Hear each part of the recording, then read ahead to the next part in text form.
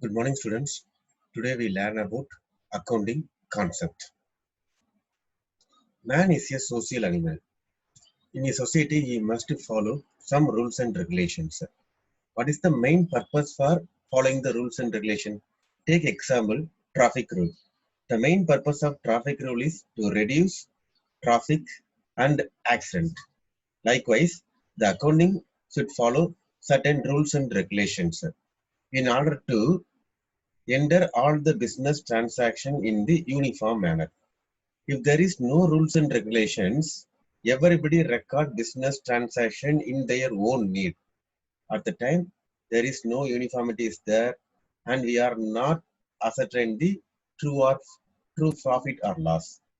And comparison between the financial transaction is very difficult. In order to maintain accounting transaction in the uniform manner, the accounting principles were framed. The accounting principles consist of two elements, namely accounting concept and accounting conventions. Accounting concept.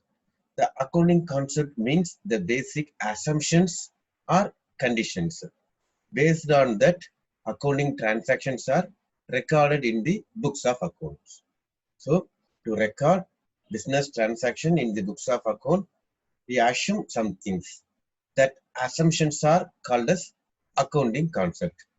The important accounting concept are business entity concept. Business entity concept. According to this concept, the business is a separate person. The business unities differ from the proprietor or its owner. All the business transactions are recorded only in the points of business view, not in the proprietor or owner view. The transactions are recorded in the books according to the business view only and not on the owner concept. Right? Similarly, the personal transaction of the proprietors are not recorded in the books of accounts. Similarly, the proprietors are also treated as the creditors in the business point of view. It's called as business entity concept. The another concept is called as dual aspect concept. Dual. Dual means double. It means that every financial transaction involves two folds of aspects. One is called as receiving aspect and another one is called as giving aspects. For example, if a company purchase some goods, it pay cash for the goods. At the time, it receive the goods. So, in financial accounting, we record both receiving aspect as well as giving aspects. It is called as dual aspect.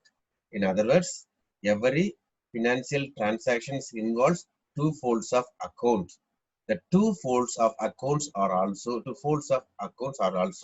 recorded in the business transactions. In other words, according to this dual aspect concept, every debit is having equal credit. Based on that, we mathematically represent as asset is equal to capital plus liabilities. It means that the asset of the company is equal to capital plus liability. The another concept is called as going concern concept. Going concern. It means that the business will continue for a long period. It assumes that the business will continue for a longer period. Based on that only, the assets are valued at cost less depreciation. In the balance sheet, assets are displayed in the cost value less the depreciated value. Likewise, the outstanding expenses and prepaid expenses and accrued incomes are recorded on the basis of going concern concept only. The another concept is called as accounting period concept. The main purpose of business is to earn profit. Every person, especially the proprietor or the owner, are very much interested to know about the result of the business. whether the business unit is go with profit or loss. In the previous concept, we told that the business is a going concern concept, or it means the business will continue for a long period. But the proprietor were very much interested to know about whether the business is earn profit or not. In order to identify that, the life period of the company is divided into suitable accounting period. Generally, the accounting period consists of 12 months. It starts from 1st April to 31st March. Revenue matching concept. In order to find out the accurate profit, the income of the company must match with the expenditure during the year. That means the particular year income and the particular year expenditure should be compared to find out the profit or loss. According to the matching concept, the expenses of the period should be matched with the revenue. The particular year revenue and particular year expenses only, we have to match it to find out the profit or loss. Another concept is cost concept. According to the concept, the assets are recorded in the books of account at the cost price. The market price is immaterial. So, when the asset is purchased with a nominal cost or with a low cost, the asset is always shown in the purchase price. The market price is always immaterial. Money measurement concept. Our topic is called as financial accounting. The word itself is having its meaning. Financial. Finance means money. In accounting, we record the transactions, those who have the money value. It means that all the business transactions are recorded in the books of account, but it having some money values. For example, if we purchase the goods for rupees 10,000, we enter the transaction in the books of account. We paid the salary for rupees 2,000. It is recorded in the books of account.